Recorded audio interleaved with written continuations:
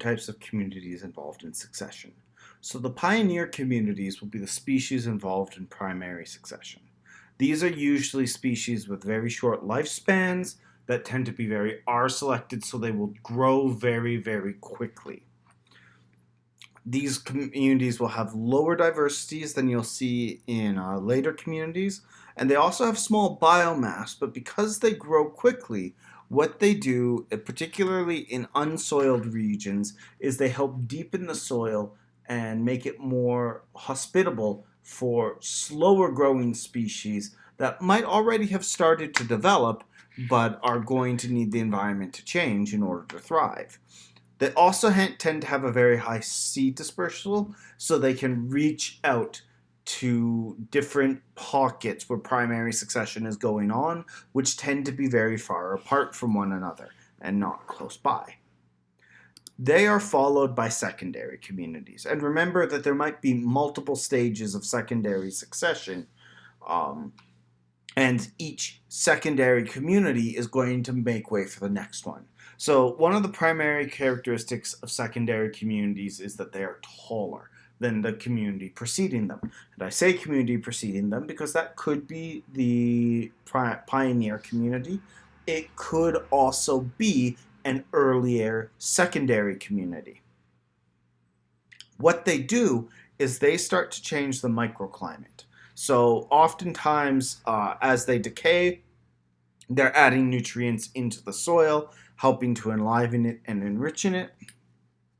They also help extend the soil deeper down with larger roots, but on the surface level, they're creating shade because they're growing up taller. And that's going to shade out and outcompete the previous generation, be it a pioneer or a secondary community.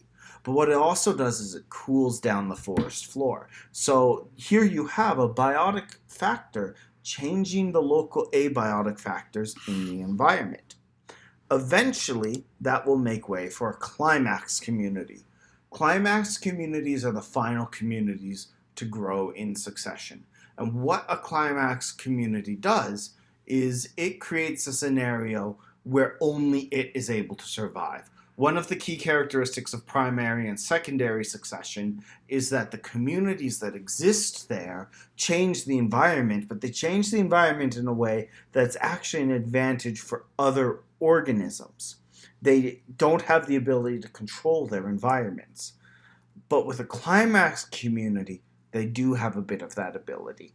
And a really good example of that is conifers. Many pine trees are part of climax communities.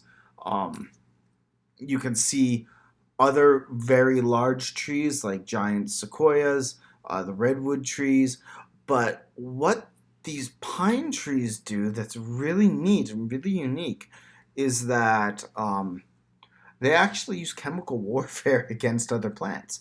Their pine needles are acidified, and they shed them constantly. They don't just shed them at the end of a season like deciduous plants do. But that constant shedding means that they're constantly actually acidifying the soil a little bit. And if you know about growing plants, plants are really susceptible to pH changes. That can kill them pretty quickly.